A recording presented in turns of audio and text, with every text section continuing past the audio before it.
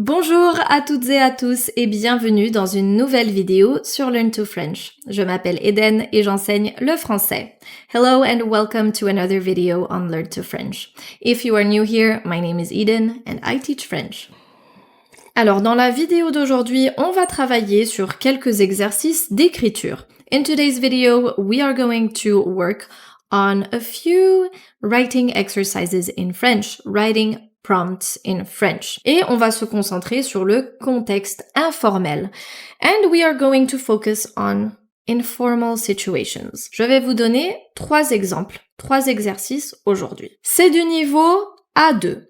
C'est utile pour s'entraîner à écrire en français, mais aussi pour les examens comme le DELF. Si vous voulez voir, j'ai aussi toute une playlist pour les examens du DELF. Donc, pour s'entraîner pour le DELF A1 ou A2.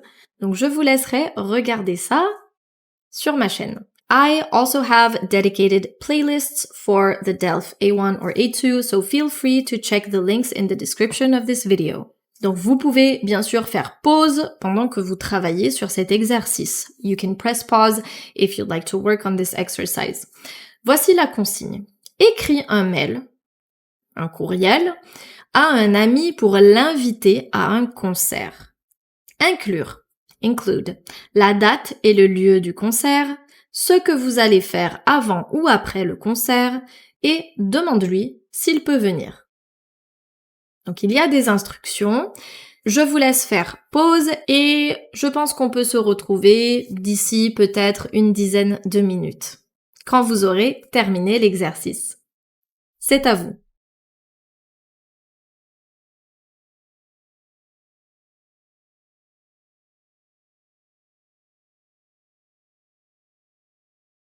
Très bien. Alors, voici, pour vous aider, les informations importantes. So it's always good to know, to gather the important information.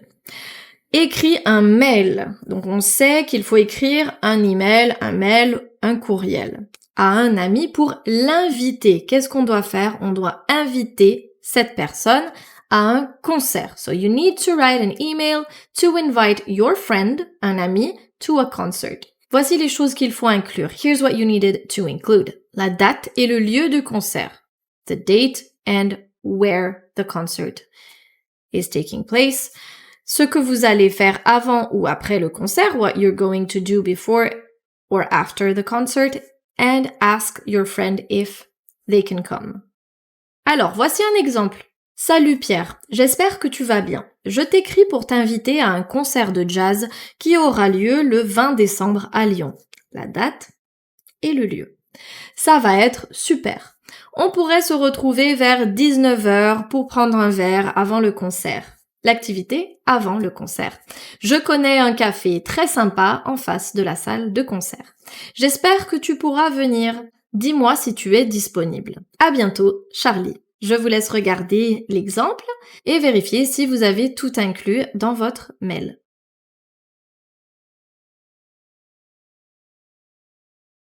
Le deuxième exemple. La consigne. Il faut aussi écrire un texte de 50 à 60 mots. So, it's between 50 and 60 words as well.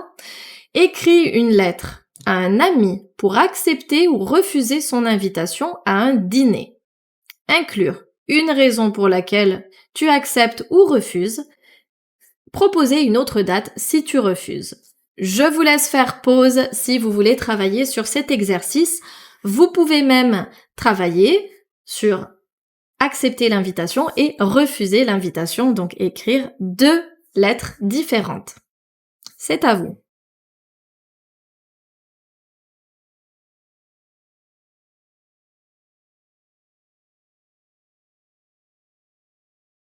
Très bien. Voici donc l'aide pour vous aider à écrire cette lettre ou ces 2 lettres. Écris une lettre à un ami. Donc encore une fois, on reste dans le contexte informel, un ami, pour accepter ou refuser son invitation à un dîner. So you need to write a letter to a friend. Once again, we're still in the informal situation. You need to either accept or decline their invitation for a dinner. inclure une raison pour laquelle tu acceptes ou tu refuses. So, include a reason why you're either accepting or declining the invitation. And, of course, offer another date if you are declining. Voici le premier exemple. J'accepte l'invitation. Chère Louise, merci pour ton invitation. Je t'écris pour te dire que je suis disponible le soir du 21 janvier et confirmer ma présence. Je serai ravie de venir à ton dîner et de revoir ta famille. J'apporterai le dessert car je connais une très bonne pâtisserie à côté de chez moi. Les tartes au citron sont excellentes. Grosse bise, Marie. Donc ici, on va reprendre. Écris une lettre à un ami ou une amie pour accepter son invitation à un dîner. Donc, on parle bien ici de dîner. Je serai ravie de venir à ton dîner. On reste dans le contexte informel, ami, donc on utilise tu, le tutoiement. We're using to here to address your friend. Une raison pour laquelle tu acceptes, so a reason why you're accepting the invitation. Je serais ravie de venir à ton dîner et de revoir ta famille. Simply, it makes me happy to go to your dinner and see your family again.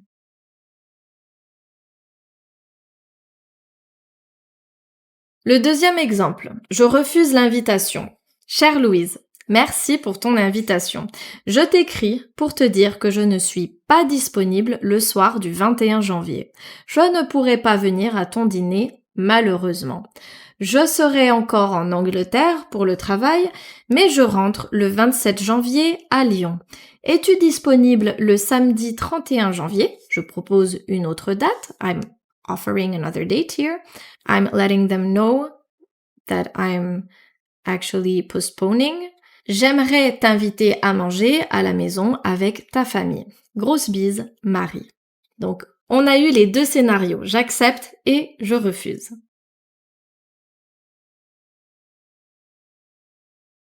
Le troisième exercice, entre 50 et 60 mots aussi. Écris un mail à un membre de ta famille pour le remercier d'un cadeau que tu as reçu. Inclure. Quel est le cadeau? Pourquoi tu apprécies le cadeau? Ce que tu vas en faire. C'est à vous. Je vous laisse faire pause. Et travailler sur cet exercice pendant environ 10 minutes, si c'est possible.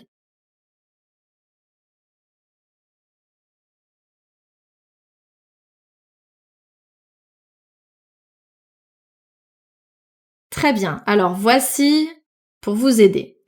Écris un email, un courriel à un membre de ta famille. Donc il faut encore utiliser tu pour le remercier d'un cadeau que tu as reçu. Donc, we need to thank a family member here in an email for a gift they gave you. You need to include what was the gift, why you appreciate the gift, and what you're going to do with it. C'est parti. Bonjour Tata Claire. Donc ici, c'est un membre de la famille, c'est la tante. En français, auntie, c'est tata. Je voulais te remercier pour le magnifique cadeau que tu m'as offert pour mon anniversaire. C'est vraiment un très joli manteau. Un manteau, ça c'est le cadeau. J'aime beaucoup ce manteau parce que tu m'as pris ma couleur préférée.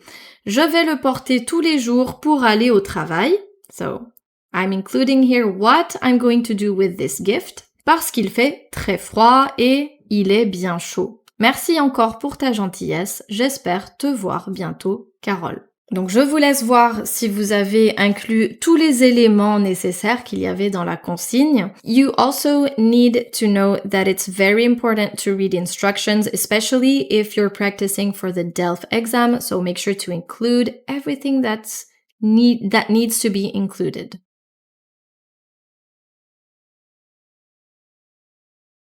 Très bien, j'espère que vous avez réussi cet exercice aujourd'hui. Si vous avez des questions, n'hésitez pas à les laisser dans les commentaires. Merci beaucoup d'être resté avec moi aujourd'hui et je vous dis à très bientôt pour une nouvelle vidéo sur Learn to French. Au revoir!